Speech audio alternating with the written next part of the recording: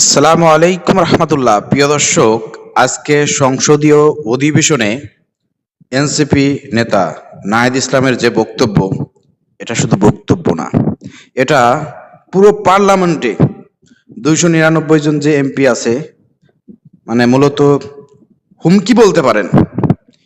হুমকি কেন বললাম, এটা আপনাদের সামনে আমি তুলে ধরলে আপনি বুঝতে পারবেন। ভিডিওটি প্রচুর পরিমাণে শেয়ার করেন। এই ধরনের হুমকি দেওয়ার মতন ক্ষমতা, সাহস, অ্যাবিলিটি, যাই বলেন না কেন, সেটা নাহিদ ইসলামের আছে এবং তার এই অধিকার আছে। প্রিয় দর্শক, আমরা প্রথমে তার বক্তব্যটা শুনবো, তারপরে এটা নিয়ে একটু বিস্তারিত কথা বলবো, ঠিক আছে?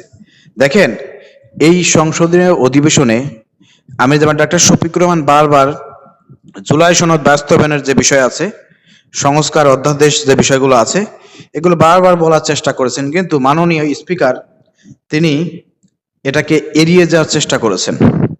প্রিয় দর্শক, যখনই এড়িয়ে যাওয়ার চেষ্টা করেছেন, ঠিক তখনই শেষ মুহূর্তে এনসিপির নেতা নাহিদ ইসলাম উঠিয়ে দাঁড়িয়ে তিনি যে ভাষায় কথা বলেছেন, এটা রীতিমতো, আমি যেটা মনে করি, এটা পুরো 299 জন পার্লামেন্টারি যারা আছে, এমপি আছেন, তাদেরকে তিনি হুমকি দিয়েছেন। প্রিয় দর্শক, নেগেটিভ ভাববেন না। এটা হুমকি আমি কোন হিসেবে বললাম সেটা জানতে হলে, সেটা বুঝতে হলে একটু পরে আপনাদেরকে বোঝাই বলবো, তাহলে বুঝতে পারবেন। চলেন আমরা প্রথমে নাহিদ ইসলামের সেই হুমকির সেই বক্তব্যটা আমরা দেখে আসি। মাননীয় বিরোধী দলের চিফ হুইপ। মাননীয় স্পিকার, আপনাকে ধন্যবাদ। মাননীয় স্পিকার, আমরা হয়তো ভুলে যাচ্ছি যে আমরা এই সংসদটা কিভাবে গঠিত হয়েছে এবং জাতীয় সংসদ নির্বাচনের পাশাপাশি এখানে গণভোট অনুষ্ঠিত হয়েছিল, কিন্তু এখন সংসদের কার্যক্রম দেখলে মনে হচ্ছে যে এই ধরনের কিছুই যেন হয়নি। ফলে এটি যে কোনো জনগুরুত্বপূর্ণ ইস্যুর তুলনায় সবচেয়ে বেশি গুরুত্ব সহকারে এই সংসদে আলোচনা হওয়া উচিত, এর সুরাহা হওয়া উচিত, তারপরে আমাদের যে রেগুলার যে দৈনন্দিন কার্যক্রম সেটি হওয়া উচিত। আমরা আজকে বিধি মোতাবেকই আমাদের বিরোধী দলীয় নেতা উনি নোটিশ দিয়েছেন। আমরা আপনার প্রতি এবং এই হাউজের প্রতি আবেদন জানাচ্ছি যে আমরা প্রথমে এই যে নোটিশ আমরা দিয়েছি জনগুরুত্বপূর্ণ ইস্যুতে, গণভোট এবং জুলাই সনদ বাস্তবায়ন আদেশ, সেটাতে আগে আলোচনা হোক। এটা আমাদের অনুরোধ রইল আপনার প্রতি, মাননীয় স্পিকার। নাহিদ ইসলাম, বাঘের বাচ্চা সবসময় বাঘই থাকে।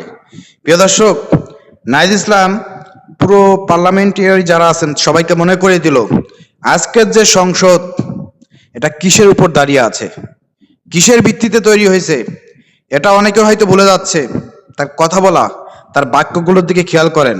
আমি কেন হুমকি বলেছি, তিনি যখন বললেন আগে এই যে জুলাই সনদ, সংস্কার অধ্যাদেশ, এই বিষয়গুলো সুরাহা করেন, এগুলো সুরাহা হবে, এরপরে রেগুলার যে সংসদের কার্যক্রম আছে সেগুলো চলবে। এই কথা আপনি যেমন তেমন কথা মনে করেন না।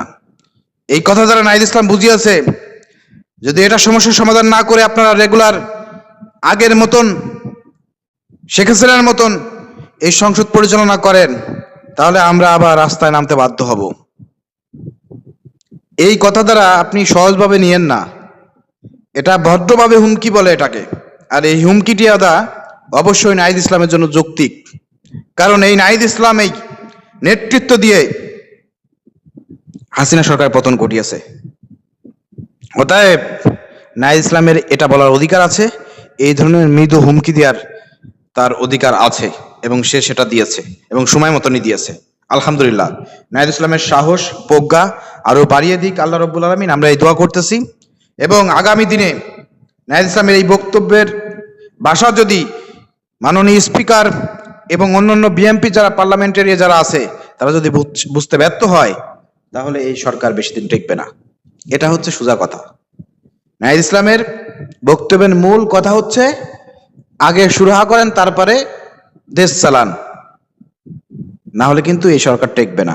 এটা হচ্ছে মূল কথা। আশা করি বুঝতে পেরেছেন। হ্যাঁ, কোনোভাবেই ফাঁকি দেওয়ার কোনো সুযোগ নাই।